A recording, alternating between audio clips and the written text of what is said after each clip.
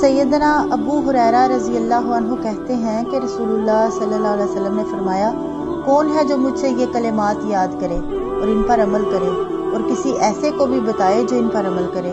मैंने कहा, मैं हूँ अल्लाह के रसूल। तो आप सल्लल्लाहु अलैहि वसल्लम ने मेरा हाथ पकड़ लिया और 5 चीज़ें शुमार की। आप सल्लल्लाहु अलैहि वसल्लम ने फरमाया, हराम कामों से बच जा, तमाम लोगों से ज़्यादा इबादत गुजार बन जाएगा। अल्लाह की तकसीम पर राज़ी हो जा, तमाम लोगों से ज़्यादा गनी हो जाएगा। अपने हमसाये से अच्छा सलूक कर, तू कामिल मोमिन बन जाएगा। और लोगों के लिए वही पसंद कर जो अपने लिए पसंद करता है, तू कामिल मुसलमान बन जाएगा। और बहुत ज़्यादा ना हंसा कर, क्योंकि ज़्यादा हंसना दिल को मुर्दा कर देता है। जामिया तिर्मिज़ी की हदीस है।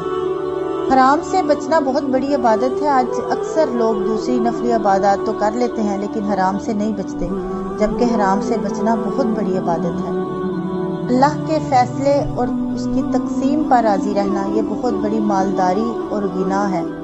पड़ोसी से हुस्ने सलूक ईमान में से है, इसके बगैर इंसान कामिल मोमिन नहीं बन सकता। इस तरह दूसरी हदीस में है कि आप सल्लल्लाहु अलैहि वसल्लम ने 3 बार फरमाया, अल्लाह की कसम वो शख्स मोमिन नहीं जिसका हमसाया उसकी शरारतों से महफूज नहीं। लोगों के लिए वो भलाई पसंद करना जो इंसान अपने लिए पसंद करता है।